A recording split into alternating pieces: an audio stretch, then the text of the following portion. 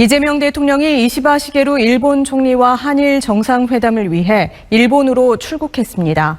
대통령실은 이번 방일을 계기로 셔틀 외교가 한일 외교의 새로운 모델로 발전하기를 기대한다고 밝혔습니다. 정상회담을 앞두고 조현 외교부 장관과 김정관 산업부 장관이 미국을 방문해 의제 사전 조율에 나섰습니다. 조 장관은 루비오 국무장관과 만나 정상회담에서 논의될 의제와 안보, 경제 등 다양한 분야의 성과 사업을 점검했다고 외교부가 밝혔습니다.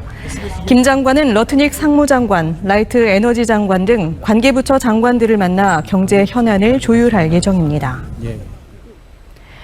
국회에서 오늘 오전 여야 쟁점 법안 중 하나인 노동조합법 개정안, 이른바 노란봉투법이 상정됐습니다. 국민의힘은 다시 무제한 토론, 필리버스터를 진행하며 법안 통과를 막고 있습니다. 파월 연준 의장이 이르면 다음 달에 금리를 내릴 수 있다는 뜻을 내비쳤습니다.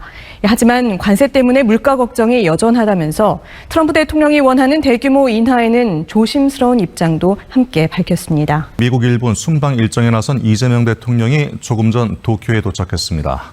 G7 정상회의 이후 2달 만에 한일 정상회담은 오늘 오후에 열릴 예정입니다.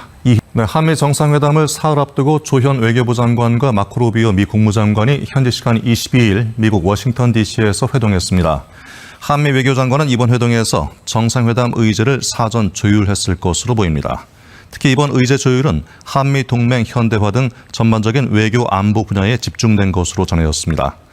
무역협정과 관련된 의제는 김정관 산업부 장관과 여한구 통상교섭본부장이 미국 쪽 카운터파트와 조율하고 있습니다.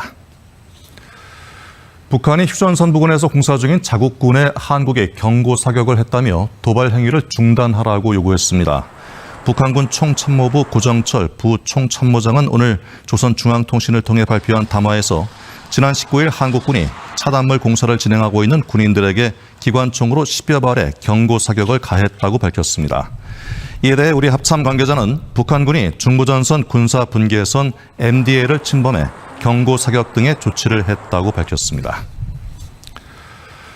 윤석열 정부에서 제2호 국권 행사로 폐기됐던 노란봉투법이 오늘 오전 국회 본회의에 상정됐습니다. 민주당은 노동자 보호를 강조했고 국민의힘은 소송 남발 등을 이유로 반대하며 무제한 토론에 들어갔습니다. 한덕수 전 국무총리가 피의자 신분으로 세 번째 내란 특검 조사를 받았습니다. 사실상 한 전 총리에 대한 마지막 보강 조사를 진행한 특검팀은 조만간 구속영장 청구 여부를 결정할 것으로 보입니다. 대검찰청이 서울 남부지검의 건진법사 돈다발 관봉권 띠지 분실 사건에 대해 강제 수사에 착수했습니다.